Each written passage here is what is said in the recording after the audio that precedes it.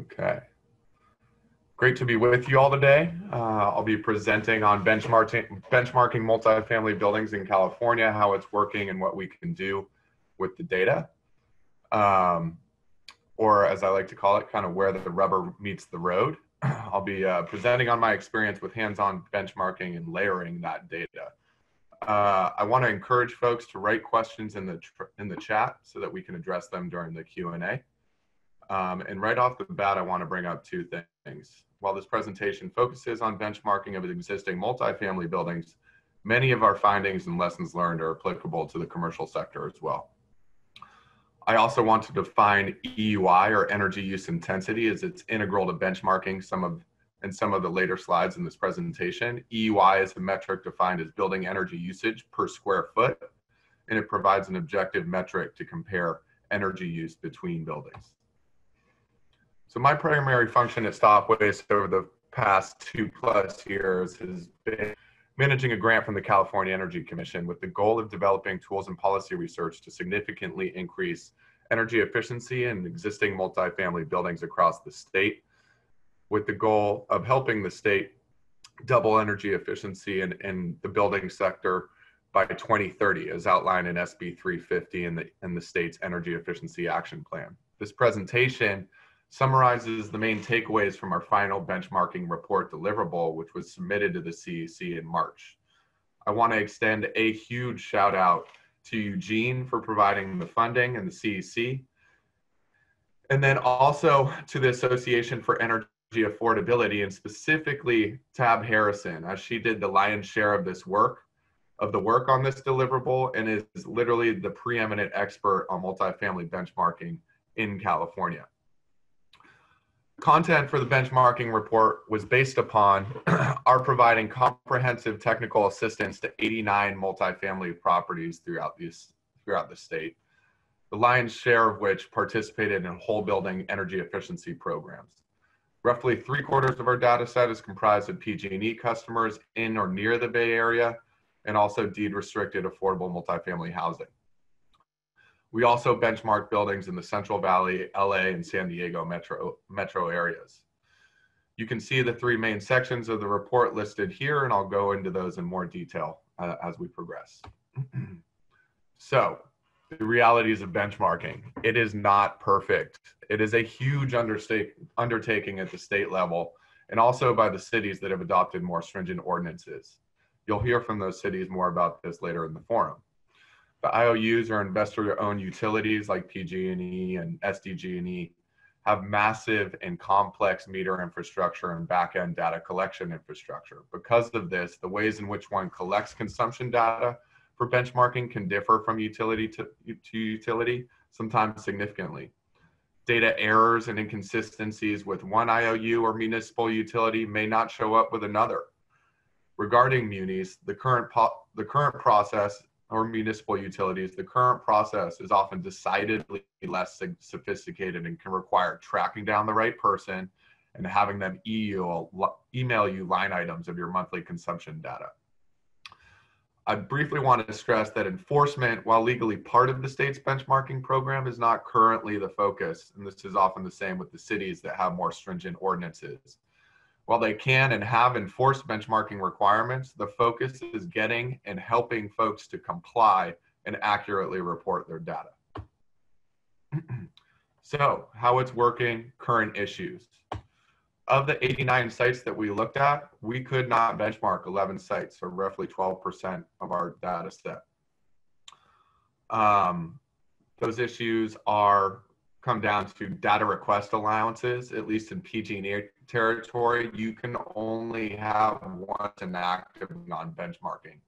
This can present problems when one person was granted access, for example, an energy management consultant, but then a benchmarking consultant was brought in for compliance, and they may not be able to access that information until the other consultant releases their access. And this can be tricky to track that person down sometimes. Another complication can be meters scattered under many different service addresses without good records. I'll have a more specific example of that later on. And then also, as previously mentioned, some of the processes were unclear for some small municipal utilities at the time of our study. IOUs had initial issues at the start of the benchmarking implementation, but those have since been generally ironed out over time. Another issue is that data appeared incomplete or inaccurate with no resolution for 2 of the 11 sites that we were unable to benchmark. We literally followed up with the utility, and they couldn't provide any reason or fix for those 2 sites. And then I also want to highlight that new buildings can't be benchmarked, and I define these as new buildings that are less than a year old or have been occupied for less than a year, as you need a full calendar year of data in order to benchmark. Some data quality issues that I'll be bringing up: meter inclusion. It stands to reason that you need to map and collect data for all electricity and gas meters at a particular site, but this can sometimes be tricky. I'll provide some examples in following slides. Regarding multiple data requests, as previously mentioned with the example of energy management versus benchmarking consultants, data requests can differ between IOUs and can present problems if access is granted to only one person or entity at a time. On a related note, there can often be delays in response from utility to data access issues, which can lead to frustration and confusion. This is getting better over time. Larger organizations with staffs dedicated to benchmarking may be able to effectively deal with this, but smaller organizations or single owners or single property managers may find this hard to coordinate and manage with the day-to-day priorities associated with owning and managing their property. And then briefly on the issue of vetting and maintaining your benchmarking data, sometimes there are gaps in zero values that need to be brought to the utility's attention to get fixed. You know, if you have therm usage or kWh usage showing up as zeros for certain months when you know that's not the case. Also, billing periods can differ from calendar months, and that can sometimes need to be mitigated. Also, properties with solar have had issues with either double counting their solar production or including it entirely from benchmarking data. I can't delve into all the issues, but those are a few of them. And if you have questions, feel free to contact me. My info will be presented at the end of this presentation. So, including all meters, again, super important for benchmarking. Most utilities, including PG&E, use service addresses as a way to find and link or map meters. It can be challenging to ensure your list of service addresses is complete, as you can tell from the example on this slide, which has 3 service addresses. Tenant meters may be under one service address, while common area meters for central systems like lighting and DHW may be under another. We often find this in urban areas. Also, in garden-style apartments, which are common throughout the Bay Area, Southern California, and especially the Central Valley, it's not uncommon for each unit to have its own service address, plus a handful of others for shared common spaces. This can all lead to confusion, making it hard to take into account all meters at a given site, but these issues can be resolved working with the utility and hopefully the building owner who has their on-site knowledge. Meters and electrification. For sites where an electrification project has taken place, we all know that electrification projects are becoming more numerous, and electrification in general is becoming more prominent as a strategy to reduce energy use and greenhouse gas emissions from the building sector across the state. So at a property where an electrification project has taken place, it can be difficult to find new meters or locate data for recently removed gas meters. For gas meters, unless data is requested before meters are removed, it's not readily available. One example is a property that removed gas meters in July due to a major electrification project. And when data was requested for the whole property in August, and then data was requested for the whole property in August, in this case, the data only included the meters currently in place, and all gas data from January through July before the meters were removed isn't automatically provided. This is an issue that's being worked on and will hopefully be mitigated soon. And it's just something to be aware of as, again, electrification projects become more common across the state and the Bay Area. So, compliance versus accuracy. Generally, there have been vast improvements in data access and accuracy, but it's still a pretty complicated and time-intensive system. each utility has a slightly different data request method. Owners can be faced with hundreds of pages of instructions if they're working across multiple territories, which many of the larger building owners are in the state. A presenter later on in the forum will be talking about this. Many owners are hiring third parties just to handle benchmarking as a compliance service and have no interest in engaging with data themselves. It's just not prioritized for them at this point. Without some amount of owner engagement, owner or property manager engagement, it's really hard to confirm that data is accurate and all meters are included. When somebody is mapping meters to a site, it really helps to have somebody have them be in contact with somebody who has some on-site knowledge of the building. So generally, these third parties are not going on site to physically confirm meter counts and placement. They may be submitting data that isn't flagged for compliance issues, but this doesn't mean it's complete and accurate. The state and cities with more stringent ordinances know this and are working diligently to address the issue. Though seeing this has been a bit disappointing, it's also an opportunity to lead a paradigm shift and help owners see the benefit of benchmarking data so they can become more engaged, which improves data quality and compliance. Case studies are really important for owners to see the value in benchmarking. AEA, again, the subcontractor who worked on this deliverable with me on my grant from the CEC, has identified numerous issues for owners through benchmarking. For example, one owner's central heating boiler temperature controls had been overridden and the system was running during the summer. This was obvious during the benchmarking process and the owner was notified. The problem was fixed and they saved a lot on their utility bills. I just want to briefly transition over to providing folks some resources for the building and builders to manage with. So I've highlighted these and I've included these so city staff or building professionals taking part in this forum can provide these resources to building owners and managers that they may work with so that they can tackle benchmarking more easily. I should mention that the PG&E email address listed has gotten much better over time at consistently responding in a timely manner. And I want to mention my presentation slides and everybody's presentation slides today will be made available after the forum, and these are hyperlinks within my document, so they lead you to the help pages that have been listed. So, using benchmarking data, and benchmarking data, other data. So we'll now be transitioning into what you can do with benchmarking data if you layer it with extra info from energy efficiency programs, which we did for our CEC grant. So it's commonly assumed that either building location, climate zone, or building age are primary drivers of building efficiency. We thought it'd be interesting to confirm these assumptions. Layering information that we had about each property thanks to their participation in EE programs on top of benchmarking data allowed us to see if climate zone and building age really did drive efficiency for the multifamily buildings in our data set. Surprisingly, these common assumptions did not necessarily hold up with our relatively small sample size. We looked at climate zone, age of building, heating system, and cooling system. And I want to provide a disclaimer in that I should mention that these results were not statistically significant, but they did show a trend. Additionally, many of the metrics that may help predict energy efficiency tend to occur together, which makes understanding their individual impacts to efficiency challenging. Bottom line, we got interesting results and we need more data to prove them out. So I just want to take a minute here to walk you through this graph, as I know it could be a bit hard to read. On the y-axis, we've got heating system type.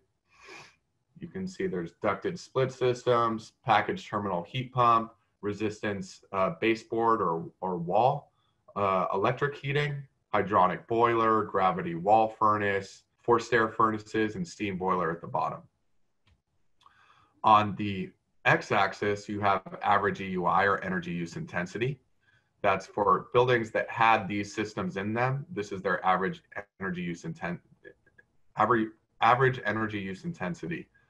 per square foot per year. So most efficient at the top, least efficient at the bottom. As you can see, heat pump technology, which occupies the top two slots, can lead to lower overall building energy use. And older natural gas burning equipment, like wall heaters and forced air furnaces listed in the second and third from the bottom, can lead to high energy use. I just want to pause for a second for you all to take that in.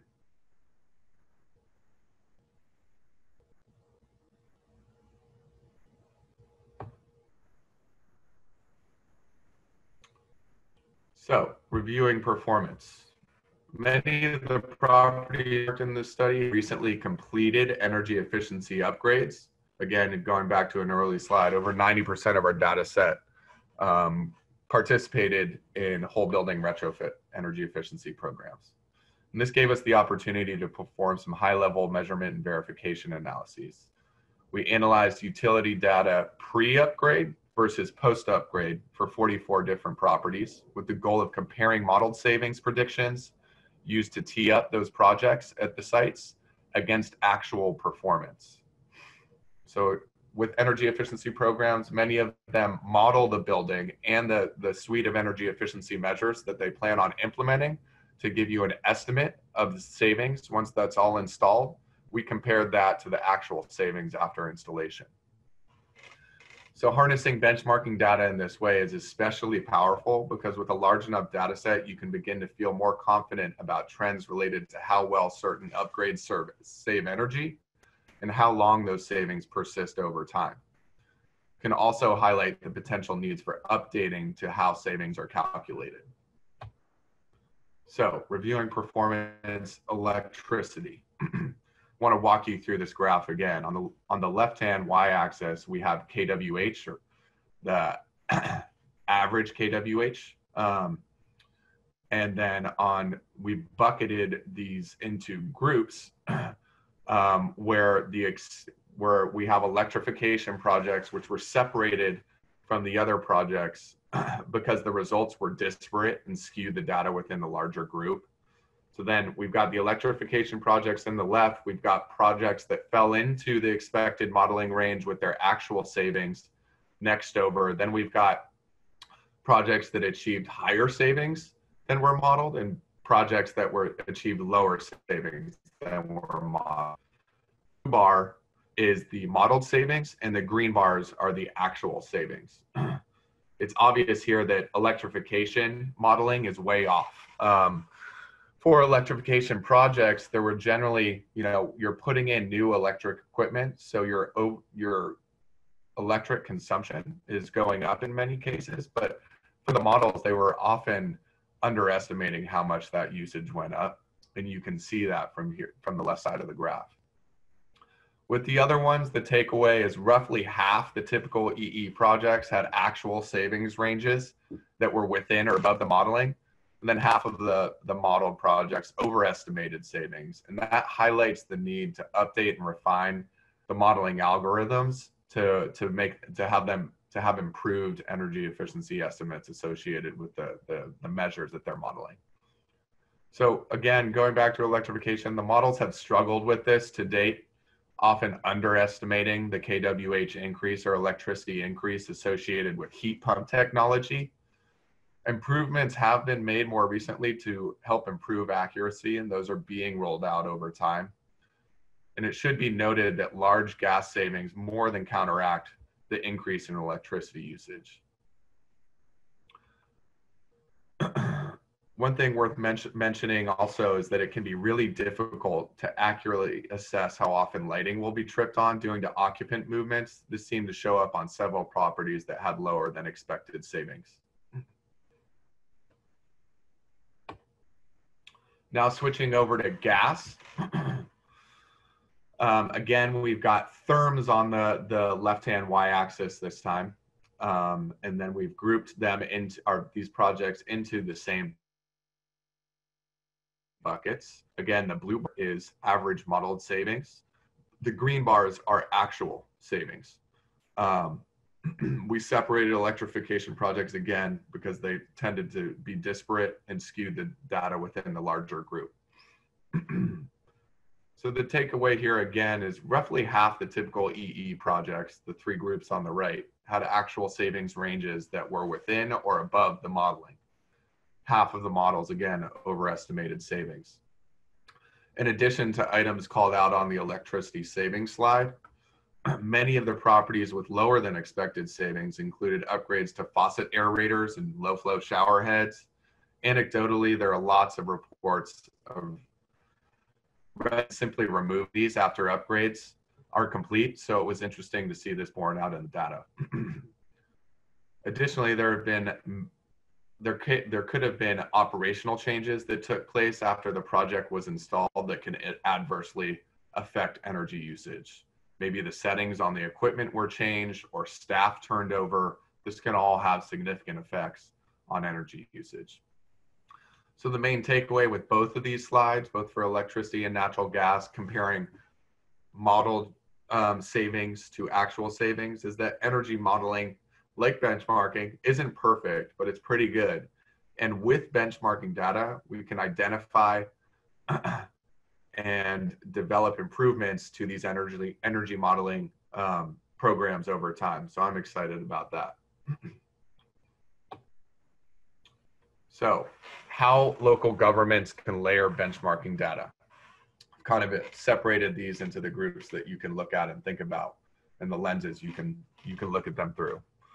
So on the equity side, which is obviously has been and will continue to be something that we all need to address, layering county assessor and census data can help support efforts related to equity.